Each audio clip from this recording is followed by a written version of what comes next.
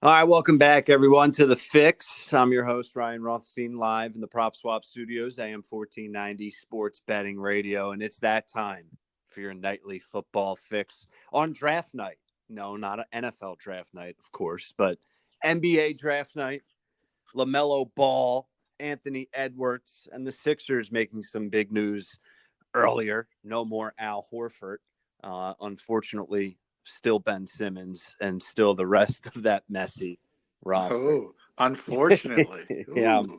Hot takes here. It's a hot take segment, Johnny Mac. So let's get started. John, how are you tonight? What are your thoughts on the Horford trade? I think it's understandable. I do think, Al wasn't used properly, to say the least, under Brett Brown.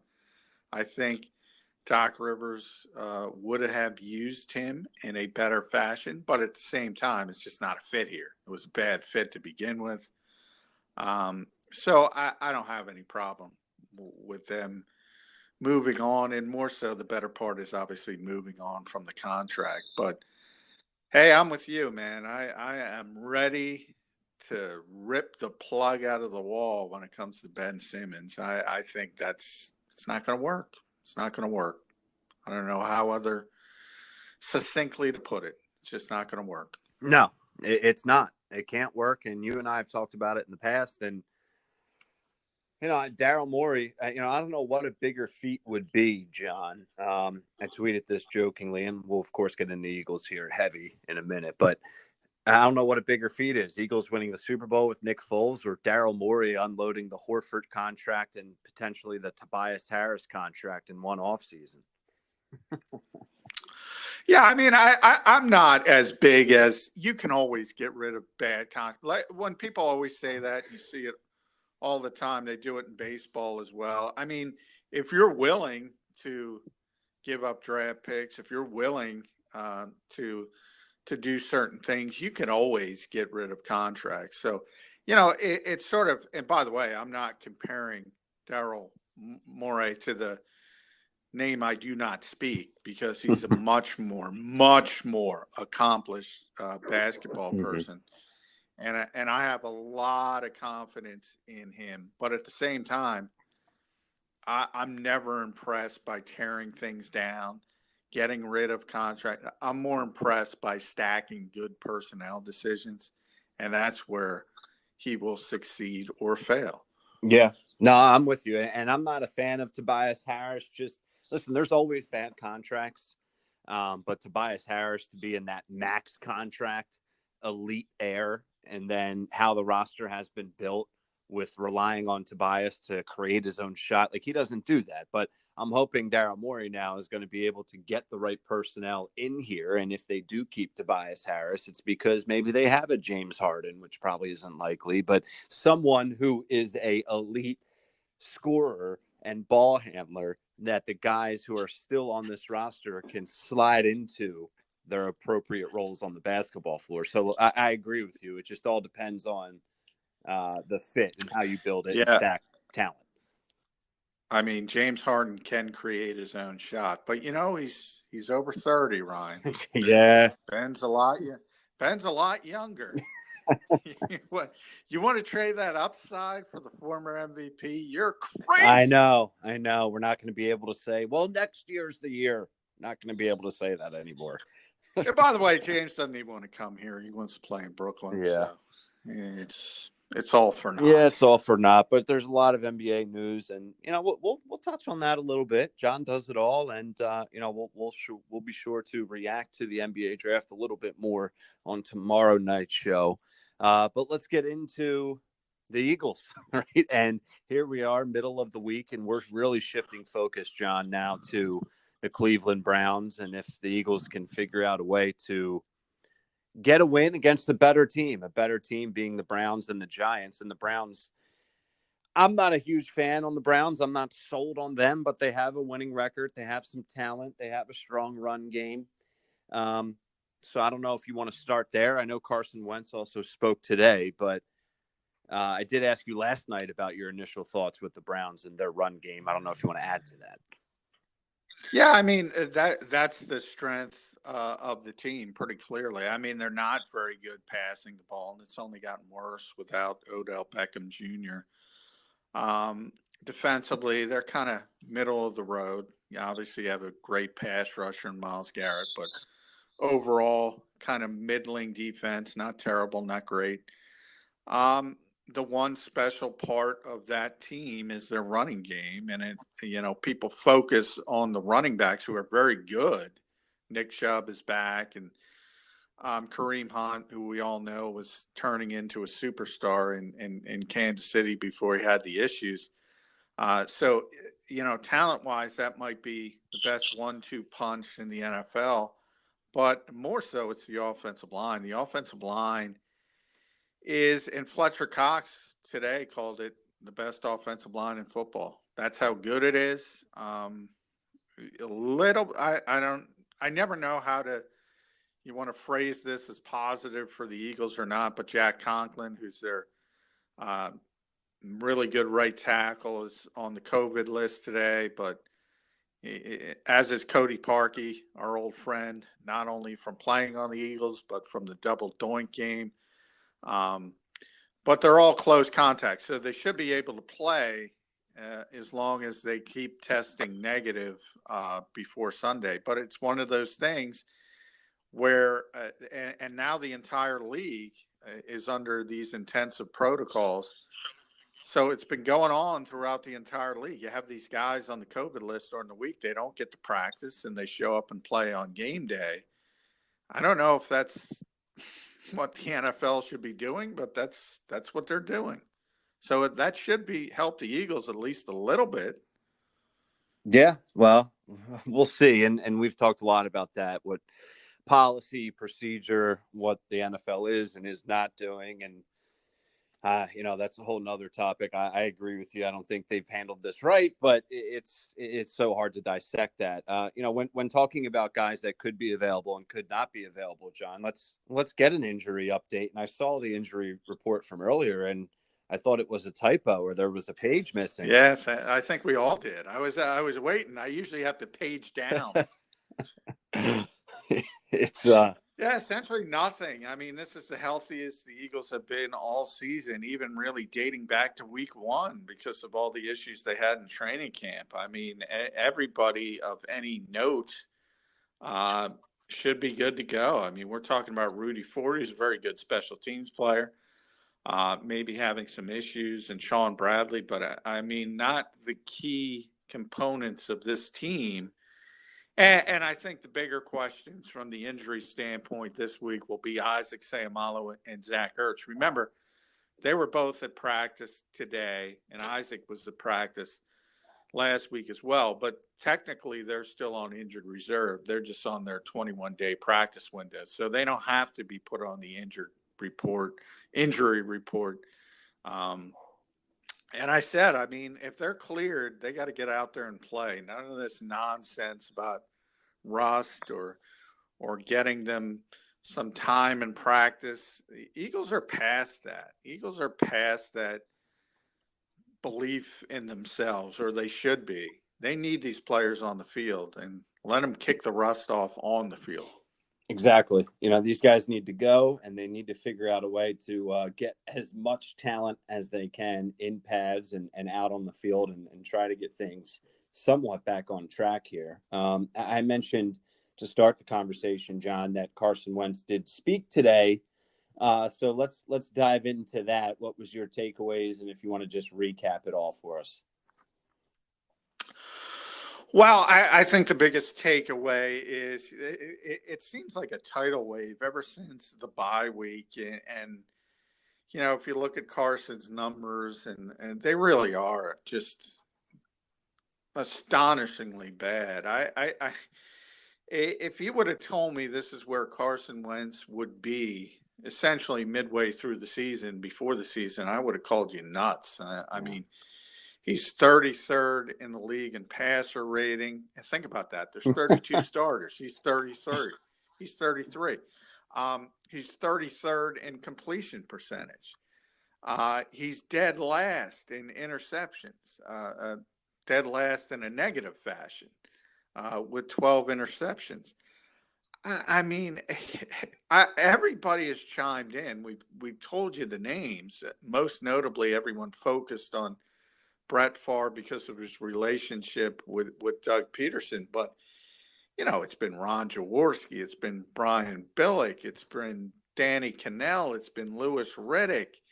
You name it. Everybody's got a thought. There's been anonymous GMs, anonymous personnel people in Mike Sando's quarterback tiers piece, on and on and on. And the latest being Mike Silver from the NFL Network talking about Carson's sloppy practice habits. And that's what was brought up today. And hey, Doug talked about it Monday as well. And it was interesting, going through the political season as we just went through the election, you could see the talking points because Carson almost said to the word what Doug Peterson said. And it's basically, well, you guys aren't there, pointing to us at the media because we're kicked out after, 15, 20 minutes at practice. So how do you know we're sloppy? And we didn't call him sloppy. Mike Silver said people in the organization think he's sloppy. So it's not coming from us. Right. So I don't know if that was a sort of a plan to deflect because everyone loves us so much, the media as a whole. So it's easy to blame us. We get blamed for Jalen Reagor deleting his Twitter account, which is fine. You can blame us if you want, but that's not what the report said. The report said there's people in the Eagles organization who believe Carson Wentz's practice habits are sloppy, and he's not being held accountable. And it's interesting because Doug Peterson also on Monday said everybody's held accountable. So he says he didn't hear the report, but he's using the same terminology, and that's sort of a coincidence as well. But I asked Carson about it today, and particularly about the outside noise as a whole, because I wanted to bring in all the Favres and Riddicks and Billicks and all that. And he said he got off social media about 2 years ago, which he should have. I agree with him. That's the way he should approach this. But I mean, he's still got to go through these press conferences, so he hears what's being said about him. And I think he understands it. And he basically said, look, obviously I'm not clicking on all cylinders, which is an understatement. But he realizes he's got to play better. The question is, can he play better? That's the question, and we've been waiting for it. And so 33rd in completion percentage, 33rd in interceptions. And what was the other category that you brought up? Interceptions, which he's dead last. He's tops in the league with 12 interceptions. And his career high is 14 as a rookie, and he's at 12 with 7 regular season games to go. So he's fallen off a cliff from a playing standpoint. I mean, I don't think anyone would have, even the people who didn't like Carson Wentz and didn't think he was an elite level quarterback, which I thought were legitimate criticisms. Even those people wouldn't say, well, he's certainly at worst mid-range, maybe 12 to 15 as far as ranking quarterbacks in this league. Well, guess what? He's closer to 32 than 12 or 13. I've been very critical of Carson Wentz, but I've been critical from that standpoint, John. I've been critical of this guy isn't an MVP caliber quarterback. Like 2017, he's the legitimate NFL MVP. So we all safely assume before he gets hurt. And then ever since then, he hasn't been anything close to it. And I've argued he's not top 10. He's not top 12. He's probably mid to lower middle pack. And you fast forward what he's done now, really from 2018 to now.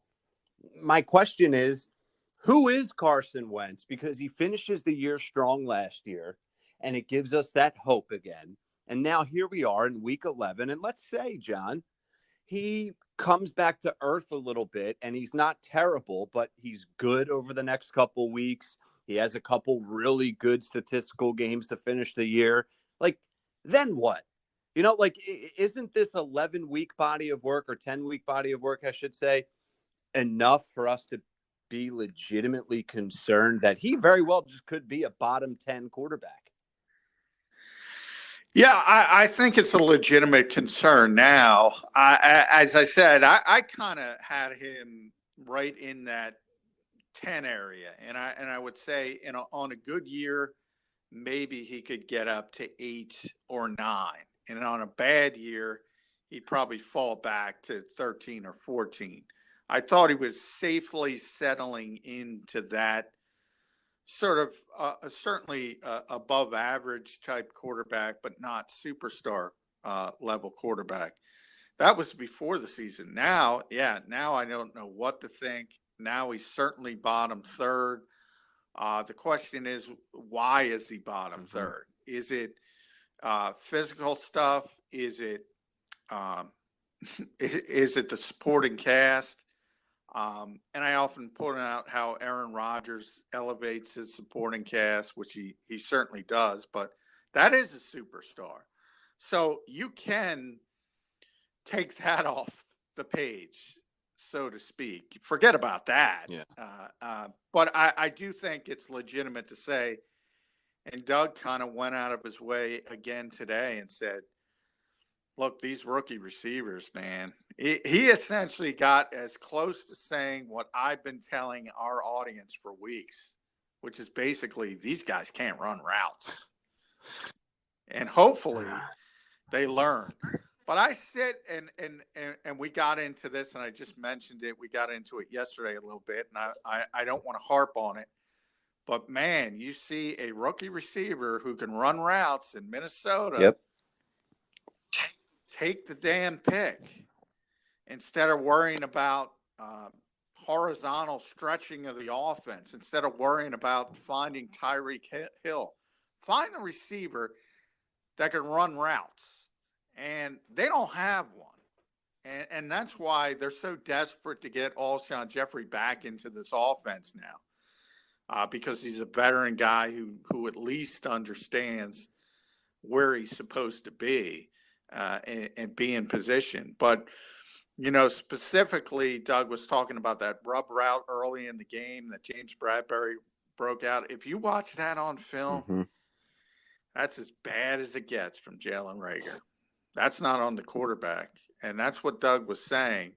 So part of it is just a terrible supporting cast again. But at some point, Carson's got to be better. He's got to be better.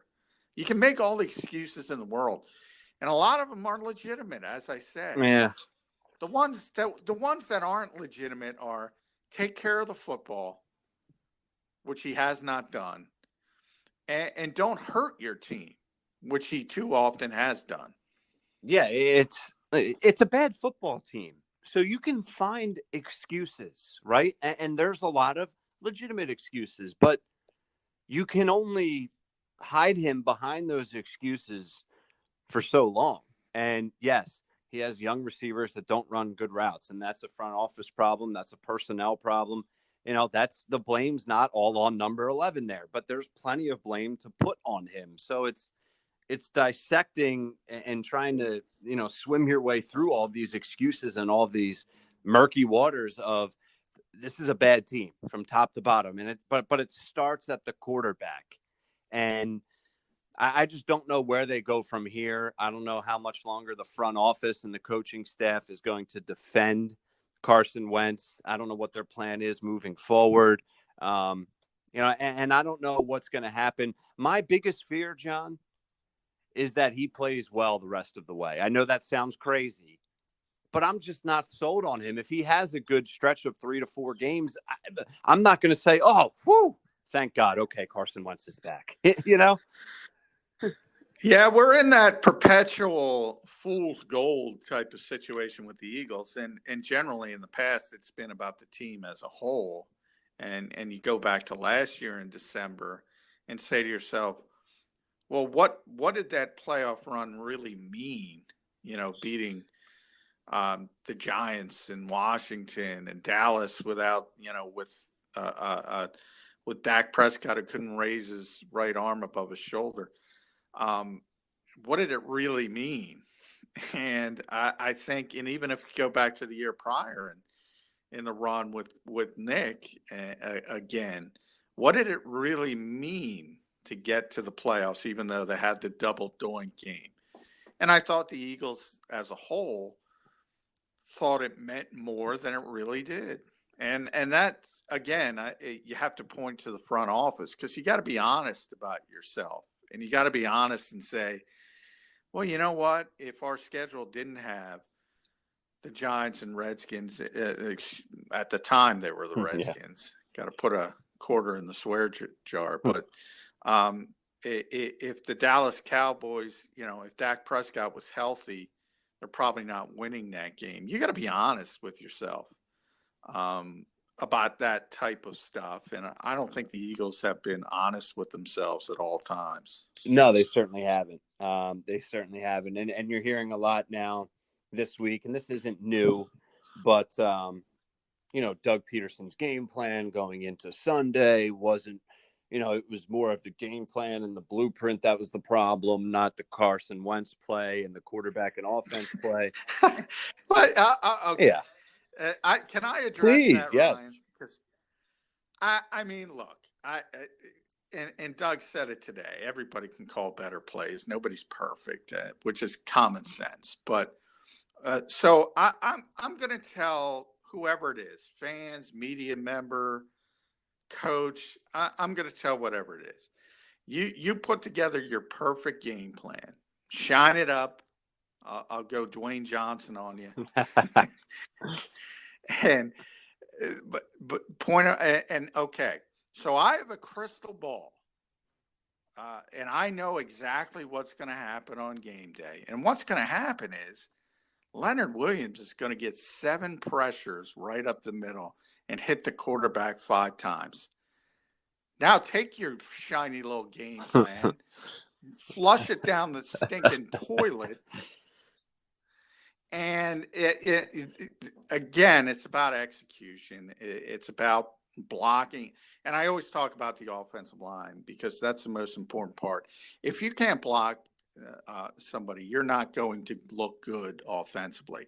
You might have a great game plan, and no one will ever know, because Leonard Williams is blowing it up. Mm-hmm. I mean, it's just, and I use that terminology all the time.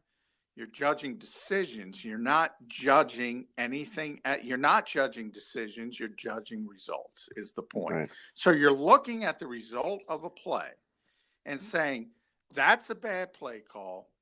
You're saying Doug Peterson didn't have his team prepared. And you just watched Leonard Williams blow up the play. So, I mean, think about it. Are you right? Or did maybe Williams have something to do with it? Yeah, everyone has a game plan until you get punched in the mouth. Right? I mean, it's the famous Mike Tyson quote. I mean, everybody, but every coach in this league will tell you, whether it was Bill Walsh back in the day, who might be the greatest play caller in history, according to most people, or whether it's Adam Gase, who might be the worst coach I've ever seen. Every coach will tell you the same thing. It's about execution. It's about blocking the guy in front of you. It's about catching the football. It's about making the throws. It's about the personnel more than the coaching. Now, where coaching comes into it, look, if everything was in a vacuum and everybody had the exact same variables on every week, Bill Belichick's going to win more games than Adam Gase.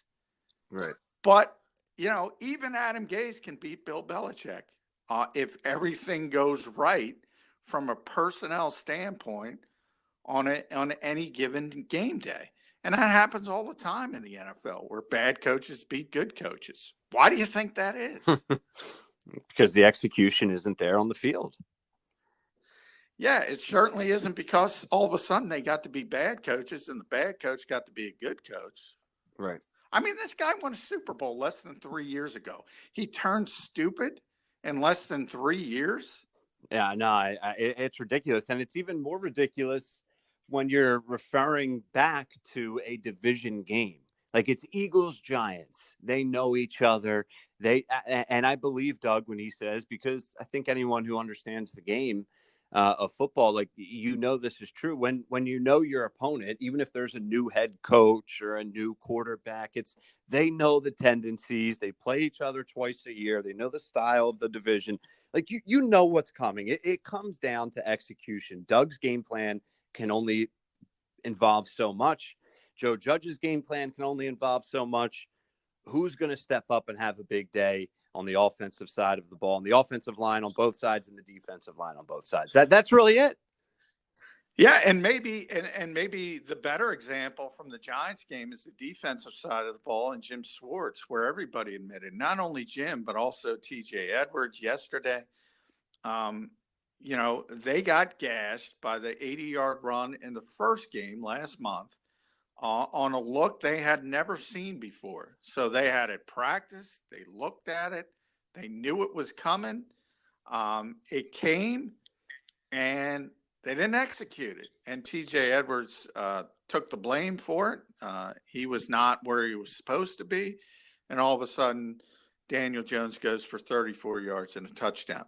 There's a perfect example. People say, well, the Eagles aren't prepared. They prepared for that exact play. They knew it was coming. Everybody knew where they were supposed to be, where the gaps were, and the middle linebacker didn't get in the right gap.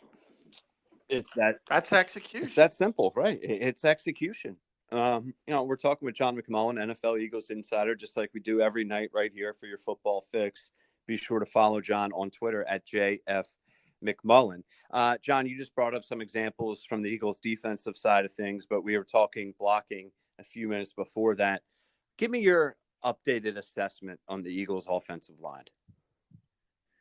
Well, I thought Lane played really well against the Giants, as it typically does when he's able to get out there from a health standpoint. And I thought Jason Peters played well as well.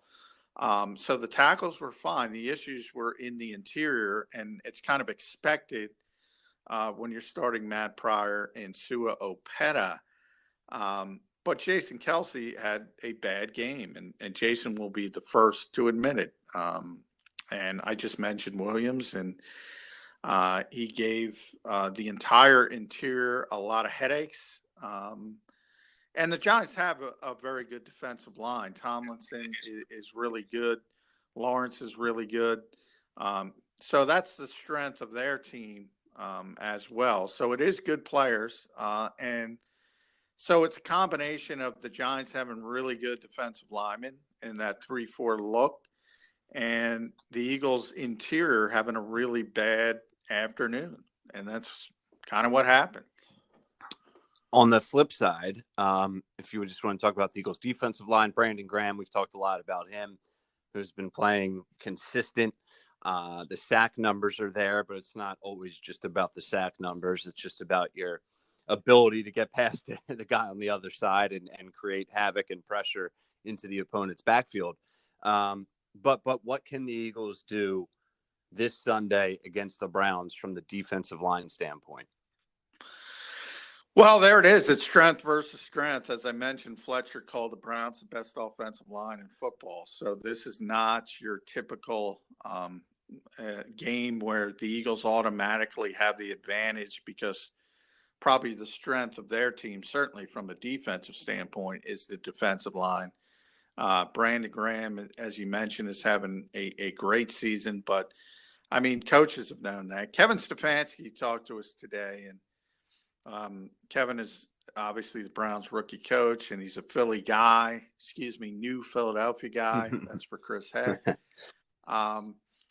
And he went to St. Joe's Prep. He went to Penn. His dad is Ed Stefanski, the former Sixers GM. He started his NFL career as an intern with the Eagles, and Brad Childress liked him so much he took him out to Minnesota, and that's where it all started. But he didn't want to talk about Philadelphia and his start, because he was focused on the game, and he said he'd talk about that after and kind of look back on it. But and it was interesting to me. The first guy said, I'm worried about Brandon Graham. And that's been the case in the NFL for a long time. So for whatever reason, people haven't noticed it because of the sacks, and fans love sacks. But Brandon Graham's been such a great player for such a long time. And the respect he gets from other teams, it's pretty amazing to see. Yeah, it really is. And, strength versus strength. And we'll get more into this matchup over the next couple of nights. Before I let you go, John, because when we talk tomorrow, this game will be live. And I talked a little bit earlier in the show about this Cardinals-Seahawks matchup and the storylines that are surrounding it. First of all, a really good Thursday night matchup. So fans, stop complaining about crappy Thursday night games. We have Kyler Murray, whose odds to win MVP has jumped all the way up to 7-1. Russell Wilson is being asked to score 2 touchdowns on every possession. The defense can't stop anyone, and the offensive line for Seattle is not that great either. But the importance of this game, both teams 6-3, both quarterbacks at the top of the MVP candidate list. How do you see this one playing out tomorrow night? Well, it's interesting because the Seahawks haven't played well recently. And I think even in their great start, they were winning a lot of close games that they probably shouldn't have won. And as you mentioned, it's kind of flipped. The script has been flipped out there. The defense has been terrible. For so many years, it was the Legion of Boom and how good they were defensively. And now it's all on Russell Wilson's shoulder. And then everybody's excited about Arizona, understandably so, but they're coming off a Hail Mary win. I mean, let's be honest. If it wasn't for DeAndre Hopkins playing Superman, they lose, and it's a different narrative. I mean, it's a very good division. I'm not saying these aren't very good teams, but one thing I've pretty consistently said, and the 49ers have kind of fallen off because of all the injuries, so they're kind of out of it. But if you think, these teams got to play each other. So you're starting to see that. Somebody's got to lose. Seahawks, Cardinals. Somebody's going to 6-4 unless you have a tie, and we hope that doesn't happen. The Rams are going to be playing as well. So when everyone looks at the NFC West and saying there's going to be 3 playoff teams, pump the brakes there because they got to play each other. And there's going to be some losses piling up. But I do like Arizona because they're playing a little bit better. And Seattle, they got some issues to fix. And I thought they'd get a little bit better defensively when they got Jamal Adams. And then he got hurt. And maybe it'll help now that he's back. But they got to get better and better quickly on that side of the football. And I'm not talking top 5 or like they were with the Legion of Boom, but they got to be just middle of the road and they'll be fine. But right now, they're not even close to being middle of the road. No, they're not even on the road right now. So, I mean, they got a lot of work to do. And, tomorrow night's game is going to be interesting. I'm looking forward to it, and we'll see how that impacts the division and those 2 teams moving forward. John and I will be discussing that for you for your nightly football fix right here on AM 1490 Sports Betting Radio. All right, John, I appreciate it, and we'll be talking more tomorrow. All right, thanks, Ryan. Yep, thanks, John. There he is, NFL Eagles insider John McMullen. Follow him on Twitter at JF McMullen, extending the play every Saturday morning right here on 1490, 10 a.m. to 11 a.m. And check out his written work, phillyvoice.com and Sports Illustrated at SI.